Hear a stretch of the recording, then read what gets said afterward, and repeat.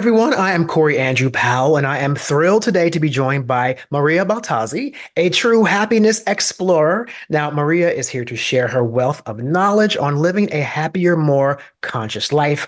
Her journey from Emmy-winning television producer to well-being teacher and luxury travel designer has equipped her with unique insights into what it means to thrive. Her latest book is entitled Take a Shot at Happiness: How to Write, Direct, and Produce the Life You Want. Maria, welcome to Motivational Mondays. Thank you so much. I'm so excited to be here. I was so looking forward to our conversation, Corey. Oh, wonderful. Me too. So I'm really happy you're here as well. So thank you for your time. And I want to just begin by, we say television producer, but specifically, you were one of the original producers of the show Survivor. Is that accurate?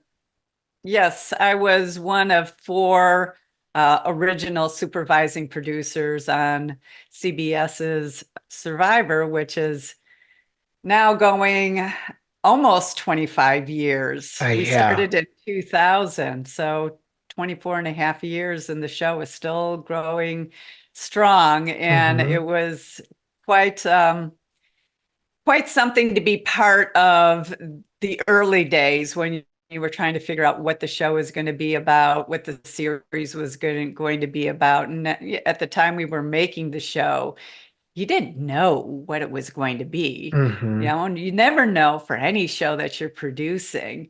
You just make your show and hope when it's sent out into the world that people are going to react well. And nobody could have predicted the Mm. outcome of Survivor and its legacy now. Yeah, and it's like an interesting show too because when it first came out, it was like as you mentioned, very different. No one knew what it was, but there's so many implications when you watch the show that reflect society. The idea of collaboration or betrayal or camaraderie. It's just there's so many things. It's like a microcosm of real life. So it's amazing that you guys, ended up doing a show that sort of reflects back onto society and in a strange way, but that's what I think about it. Do you see that correlation?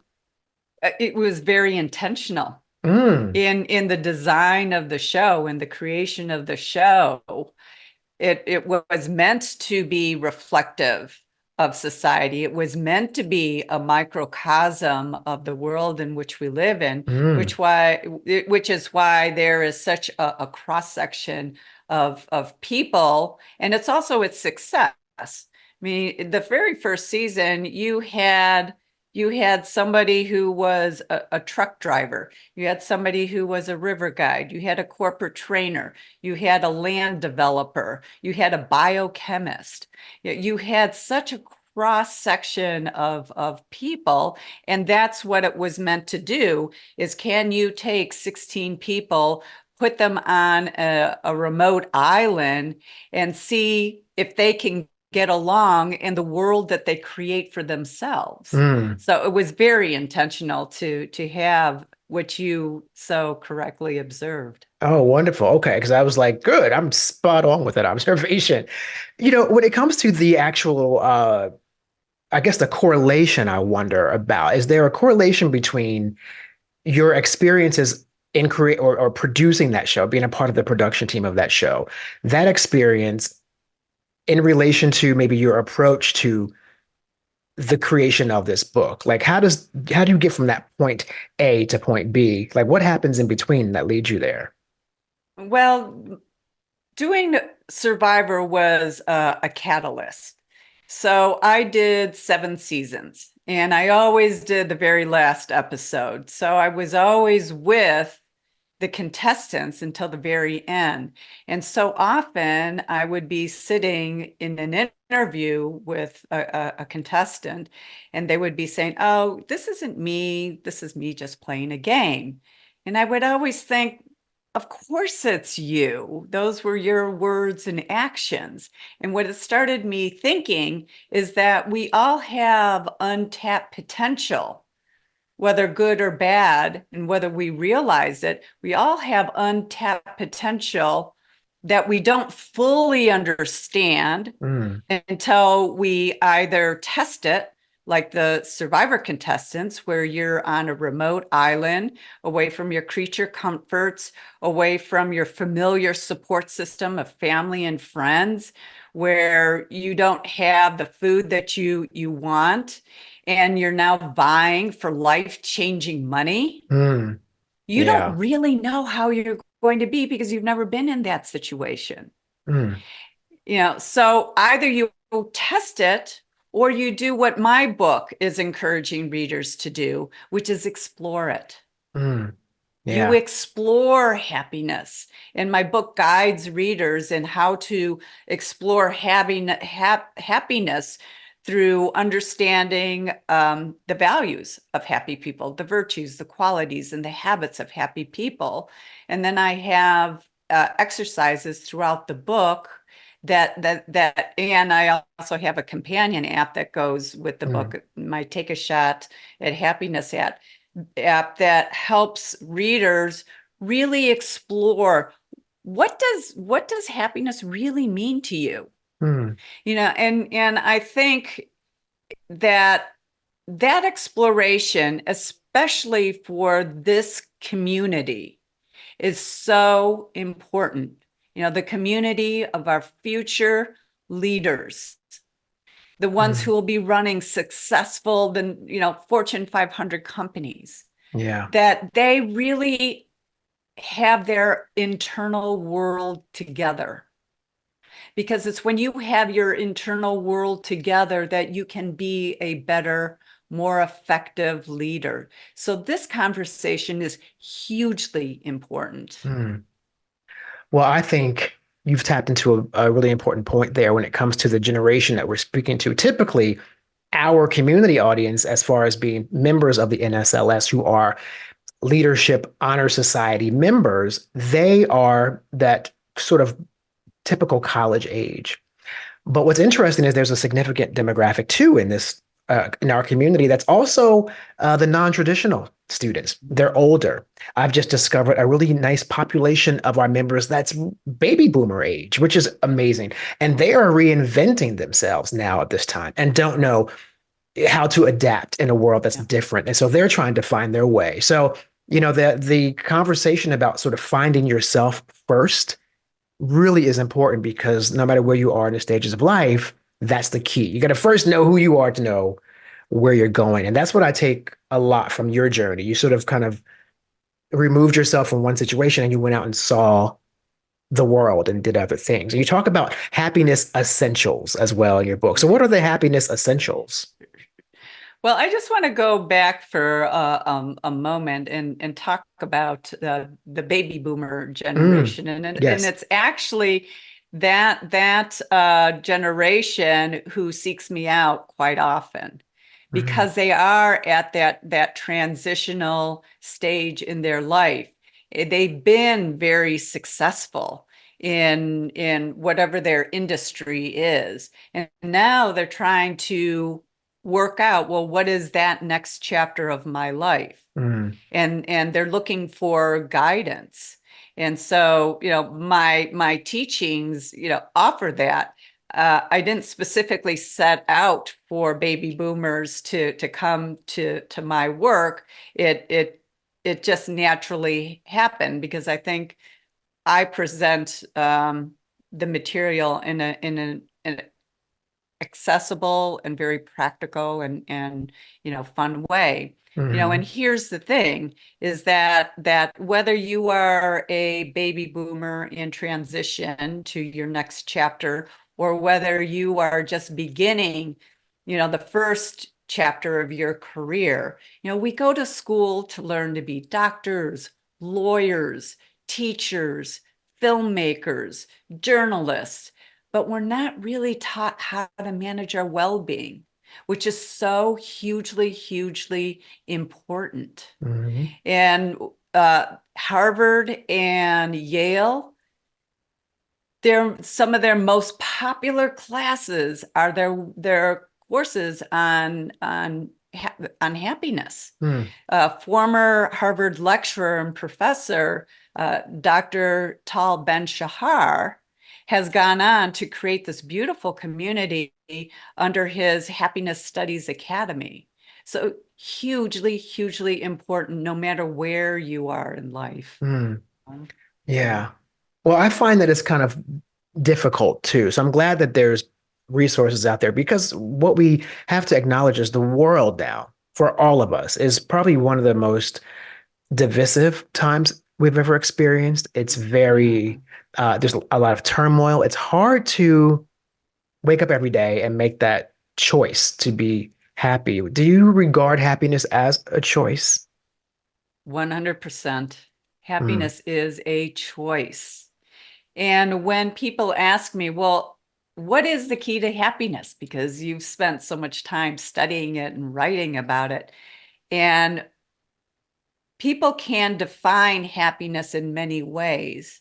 However, to me, after all my studies, the key to happiness, however you defined it, is choice backed up by intentional activities that are done consistently over time. Because what you're doing is you are wiring your brain towards a positive bias. hmm We are predisposed to have a negative bias. The oldest part of our brain that still hasn't fully developed still has those fight or flight triggers that we naturally gravitate towards. So when you were in the caveman days, that was protecting you from saber-toothed tigers, and you had to be ever vigilant for those surprises that were true threats on your life. But we don't have that. However, our brain keeps reacting that same way. mm, So, you need to learn to temper that, one, for your just for your outlook on life. hmm That you're not always seeing the negative, that you are able to see the optimistic, the hopeful part of life. So you need it for that. And also, if you are constantly on high alert for something that is going to threaten you, then you're starting to get into bringing on stress and any stress related diseases that will wear down your immune system, and eventually, left unchecked, becoming chronic and leading to mm, things like cancer and a right. whole host of other diseases that you don't want. Mm, So this is very, very important to be aware of. And coming out of the happiness research lab in Riverside under Dr. Sonia Lubomirsky, years ago, she put out some research about a happiness set point. That we all come into this world with a predisposition, happiness set point, and you can fall along a continuum. You mm, know, there are those people that we know that are always perky and happy, and every day is a great day and it's sun shining. And then you have those who are more like Eeyore and nothing is working, and everybody's always out to get them. And we've hmm all fall along that continuum between you know perky and sunny and being Eeyore. And what Sonia Lubomirsky came out with is a pie. If you look at our happiness set point, that point itself like a pie. 50% of that is determined by your DNA, what you come into the world from your parents. mm, Then there is a 40% of that pie that is intentional activities that you can do to boost your happiness level. And then there's 10% that is just your life circumstance. mm, right. Whatever advantages, disadvantages you have, that's 10%. In my mind, in humble opinion, is that, and research is backing this up more and more. I like when that happens, is that 40% that you have within your control, doing happiness boosting intentional activities, if you're done consistently, can impact your life's circumstance, that 10% of the happiness pie. So now you're looking at 50% that you have within your control, a Mm, possibility. And then getting into epigenetics, that your genes have to be within the right environment to fire off. So even though you may be predisposed to being more negative, that doesn't mean that it's going to be so. mm, So there is a lot, and that's a very important point that I wanted to get across to your listeners here, is how much they have within their control to affect their happiness level and their well-being. So to mm, me, the key to happiness is choice. So 100% happiness is a choice. And then you do something about it, and you mm. do something every day. Yeah. Wow. That is great advice. And especially for me, because lately I'm very outspoken, as you may have noticed, and political. I have some opinions about stuff. And a lot of people do. We're in that time, right? We're all in this. So each morning before I'm even out of bed, I have the phone and I'm already on social media. And I have like one eye open and I'm in 5 fights already about politics. And I'm not even fully awake yet. And I just really just got exhausted by it. And I decided, you know what? This is really not how I want to start my day because it's setting the tone for a very negative day for me to get out of bed with already having had like 5 altercations. And so I made a choice, like to not interact like that on social media, to not engage that way, at least not the first thing out of my day, maybe later, but, but not to set the tone of my day with this pattern because it was a pattern. And I realized how long it's been a pattern and it made me miserable before my day even started. So when you were saying that, I thought about like the choices in general that we make can actually set the tone for the day we're having, the life we're having, planning out something more positive than our normal status quo of negativity. And So, that, yes, please. yeah, and that's so true. And if you look at any contemplative practice, they will say, the best time is the mornings, to take that time to contemplate what you are grateful for, to Mm, take that time to meditate, to take that time to pray, whatever it is for you, because that does set the tone of the day. I mean, mhm, it's a different day when you wake up, and this is what I do. My first thought is thank you. mm. Yeah, yeah. Just for being here and waking up. Just Right. the waking up in itself is like, hey, that was pretty good. I'm happy Yeah. that I did that. Let's start Yeah. there. Yeah. Wow. Well, Mm, and then you have people like Oprah Winfrey.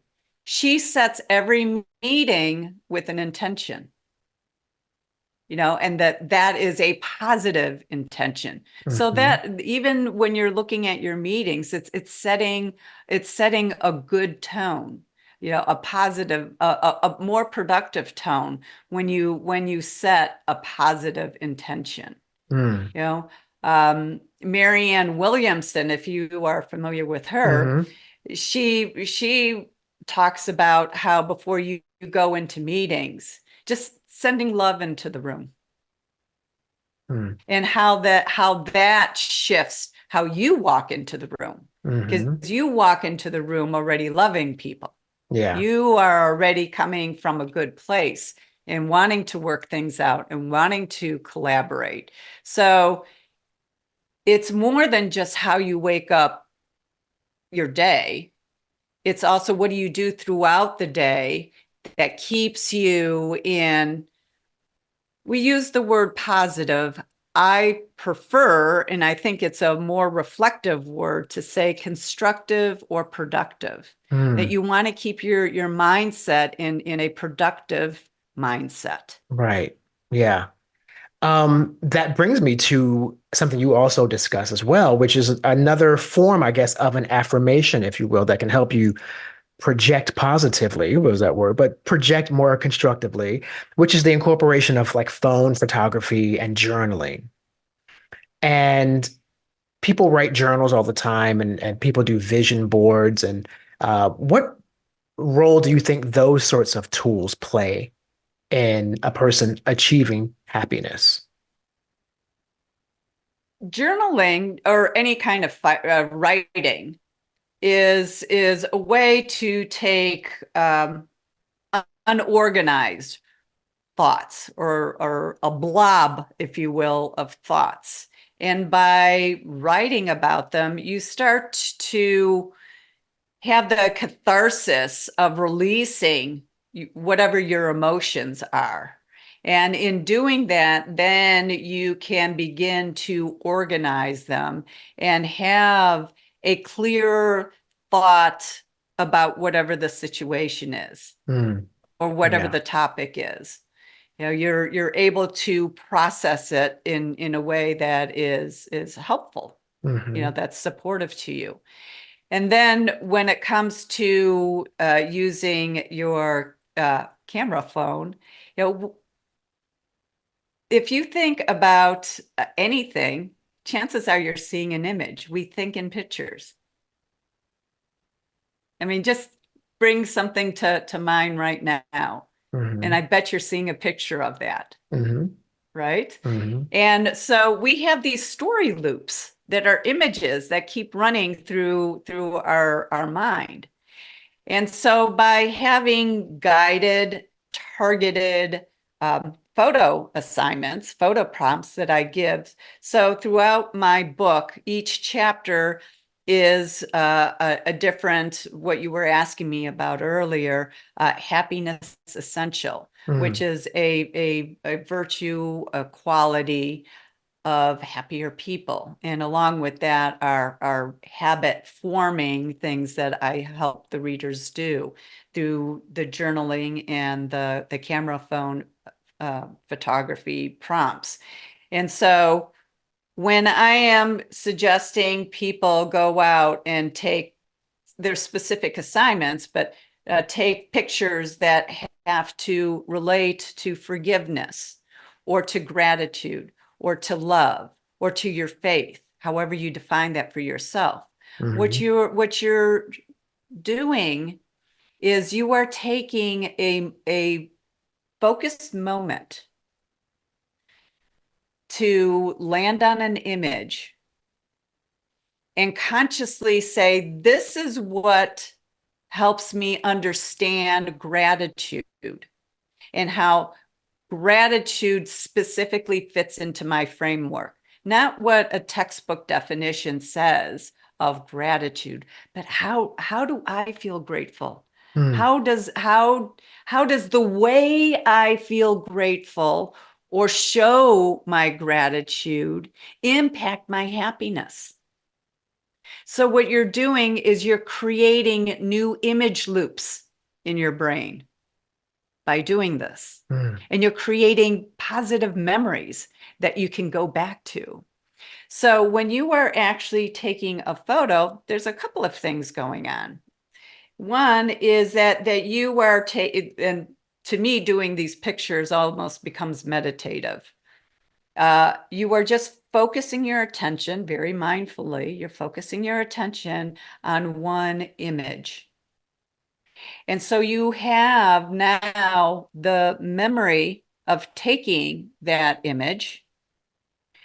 And then later, when you look at that photo, you look at that photo of a rose, or you look at that photo of your child, or you look at that photo of your grandparents, you know, whatever that, or you know, your diploma that you took a photo of, you know, your cap and gown, whatever mhm, that is, you have the experience, the positive experience of taking that photo. And then later, when you look at that photo, you may notice something about that image that you didn't notice at the time you were taking it. So you mm, now have another experiencing of that photo.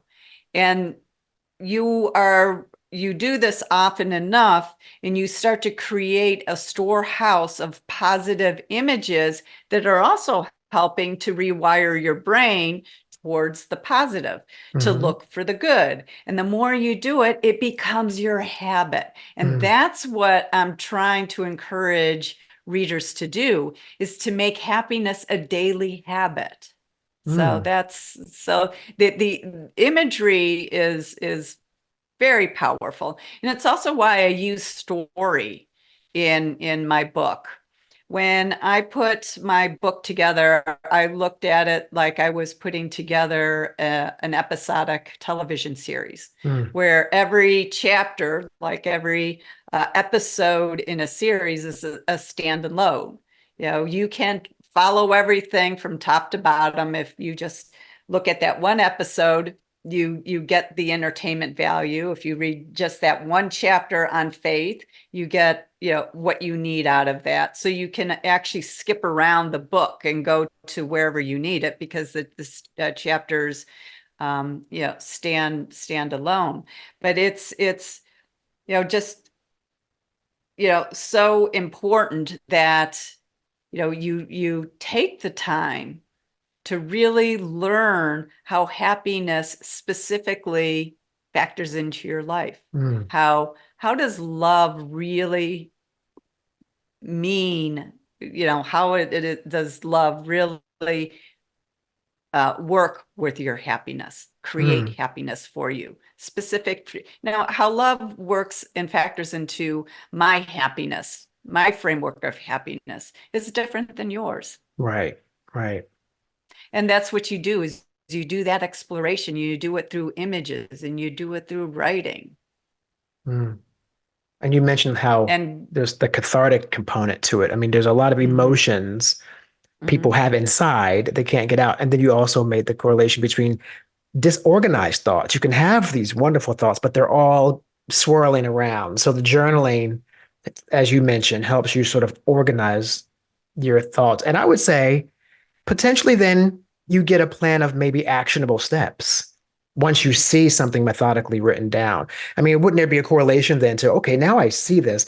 Now I actually have a plan potentially in place because I can see it methodically and written down in front of me, maybe what I need to do to change my life or to do better or to mhm. XYZ, whatever it is. Exactly. Exactly. Mm. And some of the activities that I give readers to do are identifying what are your top core values. You know, for me, it's faith, love, and health. You know, so I have an activity where you identify that for yourself. Maybe for you, it's curiosity, it's love, it's peace. You know, you may have three different core values, because you are you and I'm me. So Mhm. my book helps you identify that. And then I also have activities where you look at, you know, if you could do anything. And that's one of the key things of this society that they look at and encourage, is that if you couldn't fail at something, what would you do? Mm. Well, my book encourages that too. I have to laugh because we actually use that exact question in our marketing content and our language to our community. We literally, this is the founder of our company said, you know, what would you do if you knew that you absolutely could not fail? Like, where would that take you?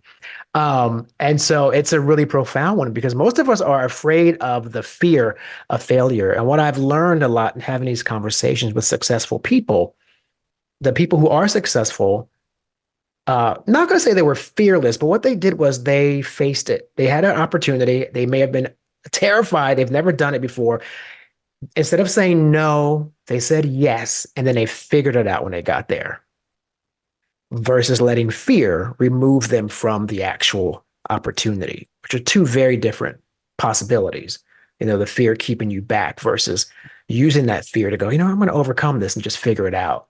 Two very different outcomes will happen in those scenarios. So it seems very aligned with what you're saying. And if I may ask you as well, because this is a big one, I think getting outside of your comfort zone physically, seeing how other people live. So you talk about the immersive traveling experiences and how that impacts happiness. Share a little bit about that as well. Well, I will give you a personal example. So, my place in the world, my heartbeat, my love is Africa. Hmm. And it's Africa because I promise you, it changed me as a human being. When I went to Africa, I was so afraid to step on that continent. I went there I was working on a wildlife show, Hmm. and I went there on assignment. And I heard stories about the poisonous snakes and malaria and the lions and Right. the elephants that could all these things that could bite, chew, or sting you or have you for an afternoon snack. And I was terrified. I was terrified to go to Africa, but I really wanted to go. So I landed in Africa. I started to do my assignments, and when we would go out into the bush, I would sit in the back seat, in the Mhm. center of the seat, as far away as possible from any sort of door that could open that I just wouldn't move. And then eventually you get used to the environment, and the landscape in Africa is just epic.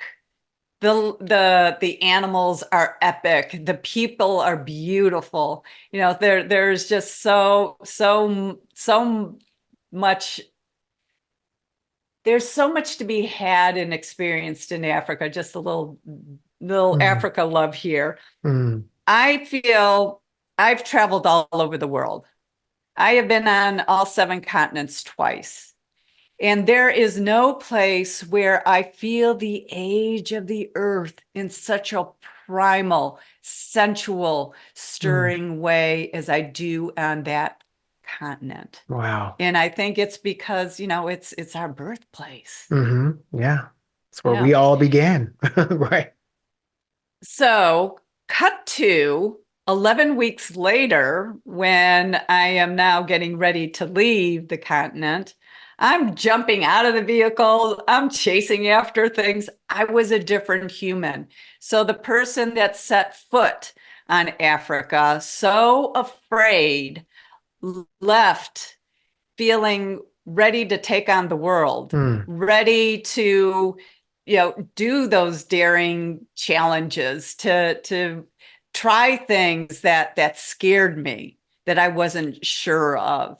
So I think that's what travel does. Not that you have to go um, for 11 weeks in Africa. I mean, you can have transformative experiences in other ways, hmm but when you travel, and depending on when your listeners are listening to this podcast, as we get into summer, that's what we're doing. We're traveling, we're moving hmm around. Absolutely. Many people take a gap year, to travel around and find themselves, which I think is hugely important, because when you are able to step out of your world, you're able to look at things differently. You're able to look at things perhaps in a more relaxed way, because you don't have your friends and family structure around you telling you what you should and shouldn't do, what you should believe in, not believe in. And you can take that time to really be reflective of who you are as a person. Traveling also gives you the opportunity to experience things that you wouldn't otherwise experience, that change your life. Like Mm, the first time you see a lion, the Yeah. first time you see a giraffe, the first time you see an elephant, or walking the Camino de Santiago in Spain as a pilgrimage is where you get, spiritually in touch with yourself. These change you. And that's only going to happen if you take yourself out of your comfort zone Mm. and out of your everyday living bubble. Wow. Wow, that's amazing. And I was like picturing Africa as you were saying. I've never gone, but I did my whole ancestry DNA a few years back, and my partner gave it to me for a Christmas gift maybe 10 years ago.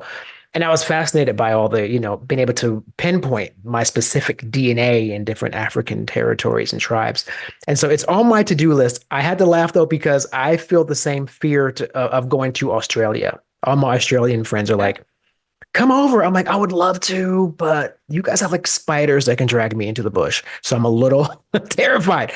But, you make me think about not to be afraid and to take that opportunity to not miss that chance to go to Australia. But it's very similar. I was kind of afraid of the landscape, the animals, and all the stuff I've heard.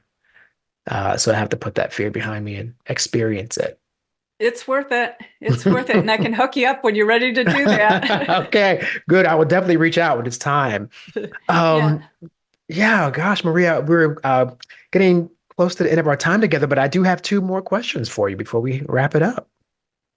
So my first one is really sort of more or less bringing it back to your book, Take a Shot at Happiness, and I would love to know, what do you think would be the number one takeaway you'd like readers to get from that book? Resilience. That happiness is a form of resilience. It's a very pretty word for resilience, in my, again, humble opinion, is that you learn the virtues, qualities, and habits of happy people, that you take that shot at happiness so that you have the emotional wherewithal and the tools, the emotional tools to navigate those challenging times, because you will go up and down. You Mm, will have those times when your career isn't going as you wanted, your personal relationship isn't going as you wanted. And that's what happened to me. I was at a place where neither of those, my personal or my professional life, was working. mm, And I made a conscious choice to not be defined or taken down by it. mm, So the takeaway is that happiness really is resilience. You learn it, you make it your habit, so you can navigate life in a way where you recognize your challenges sooner. You have the wherewithal to navigate it in a more healthy way, whether there are things you do yourself or you go in and seek help for it, and you come hmm out on the other end more emotionally intact, and hopefully you've grown as a person. So the name of my book, Take a Shot at Happiness: How to Write, Direct, and Produce the Life You Want, is both a call to action and something that I have readers do throughout my book. mm, And that's why I also have the companion app, which is in the App Store, because all of the camera phone prompts, the photography prompts, and the journaling prompts, they're all on that app. So you can always be working on your happiness, no matter where you are in life. mm. You can always be working on your happiness through the app. Wow. I mean, like, wonderful words of wisdom there, with so many layers of nuggets for people at all aspects of their life, whether, like we mentioned earlier, just starting out, or they're reinventing themselves. They don't know what's going on in their current state of mind. This is such wonderful information to help them navigate that. And we're so happy you're here to share that with us. Maria Baltazzi, you are, of course, Emmy-winning producer, author, and I would just say a happiness guru. That's what I'm going to call you. And we're so happy you joined us today on Motivational Mondays. Thanks for being here. Oh, thank you so much. This has been such a fun conversation, and I truly, truly hope that it is beneficial to your listeners.